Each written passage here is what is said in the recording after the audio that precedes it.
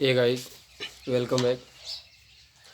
आज मैं आप सबके लिए English grammar with Ashok sir के चैनल पर आज हम आप सबको एक नई वीडियो लेकर के आया हूँ। My dear student, class twelfth के लिए यूपी बोर्ड की क्लास ट्वेल्थ के लिए बहुत इंपॉर्टेंट वीडियो है my dear student. Central idea क्या है?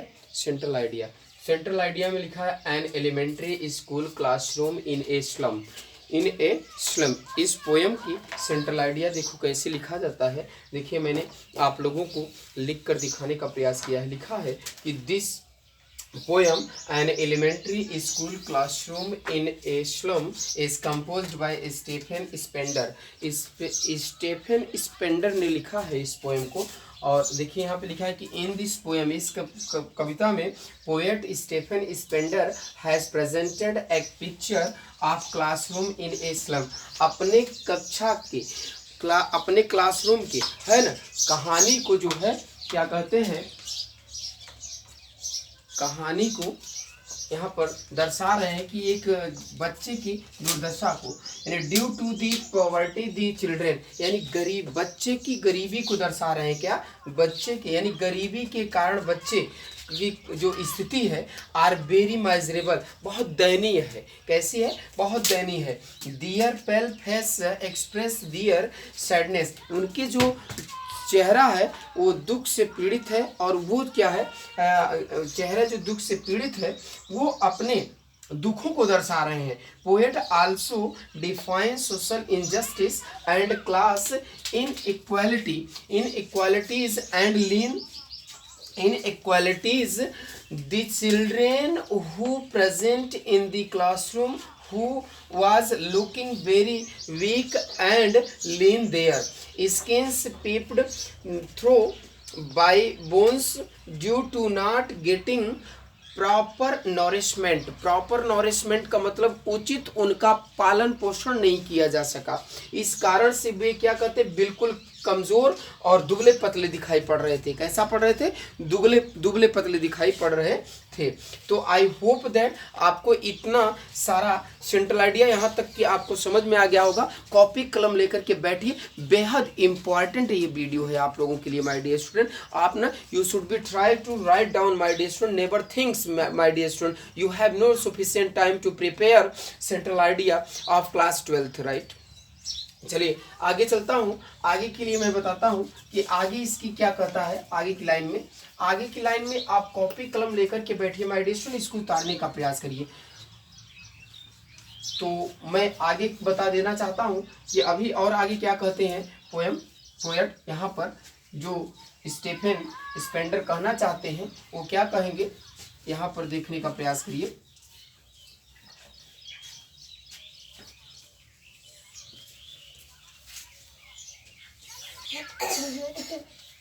कॉपी कलम लेकर के बैठिए और आप इसको नोट करने का प्रयास करिए। देखिए कह रहे हैं स्टेफन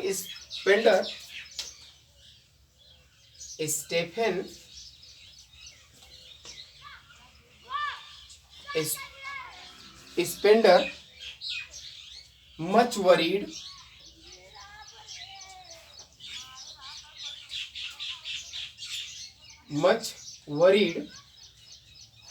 फॉर दीज चिल्ड्रेन, वे बच्चों के लिए ना बहुत अधिक क्या थे, दुखी थे। दीज चिल्ड्रेन, बहुत दुखी थे। These children, right. आगे देखिएगा my dear student, who live, यानी जो रहते थे कहाँ, who live in a slum, जो स्लम में रहते थे। बट, किंतु, दीज स्लम चिल्ड्रेन, ये शरणार्थी बच्चे, slum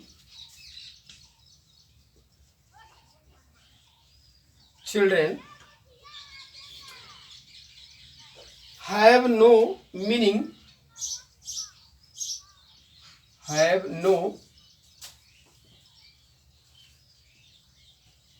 meanings and no purpose for them, and no purpose उनका कोई उद्देश्य नहीं था। And no purpose for them, और उनके लिए न तो कोई उद्देश्य ही था। बिकॉज, क्योंकि they live in extreme poverty, क्योंकि उनका जो रहन सहन था बहुत ही अत्यधिक, दे लिव एक्सट्रीम, अत्यधिक गरीबी में बीत रही थी। किसमें? गरीबी में थी। एक्सट्रीम पॉवर्टी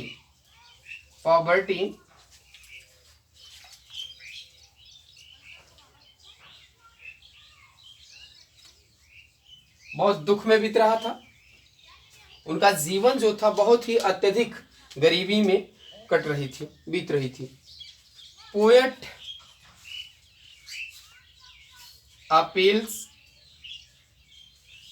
अपील, एक minute my dear student, APPAL, spelling का बहुत केयर करना होगा माय डियर स्टूडेंट इस पे।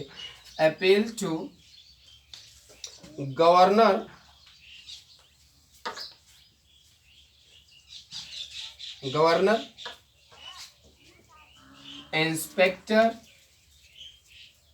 इंस्पेक्टर माने निरीक्षण करना, and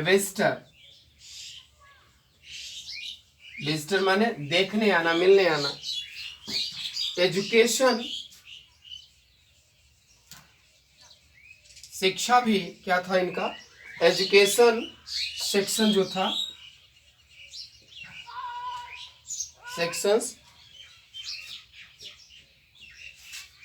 education section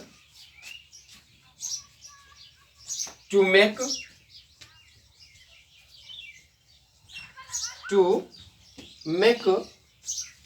the life, यानी शिक्षा ही केवल उनके जीवन को क्या करता? ऑफ स्लम, यानी स्लम की जो शिक्षा दीक्षा थी उसके ही अनुसार उनका जो, उनसे लोग देखने आते थे, जो स्लम में शिक्षाएं चलती थी उन्हें वहां आते थे तो उनसे देखते थे। यानी कहा जाए कि children better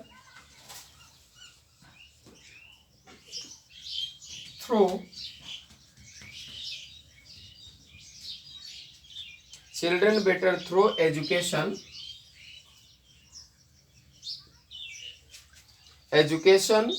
because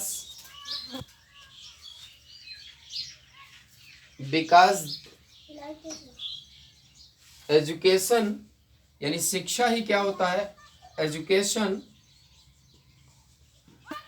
is the best policy, शिक्षा ही सबसे अच्छी नीति होती है। बेस्ट पॉलिसी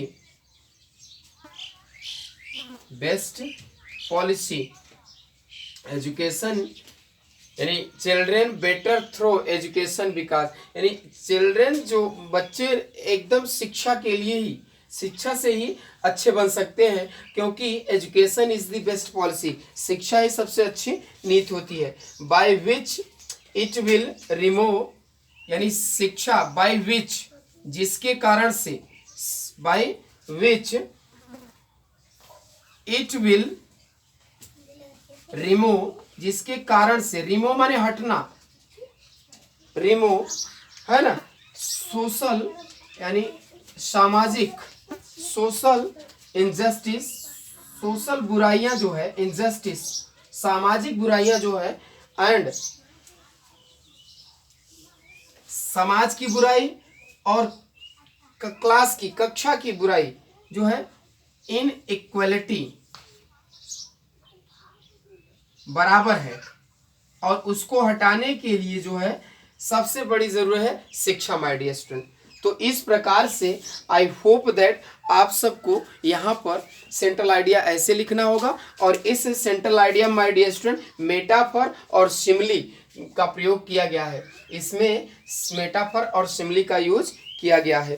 तो आई होप दैट आप पोएटिक ग्रेस से आप हेडिंग डालिएगा, और पोएटिक ग्रेस का मतलब होता है काव्य सौंदर्य माय डियर स्टूडेंट। क्या होता है?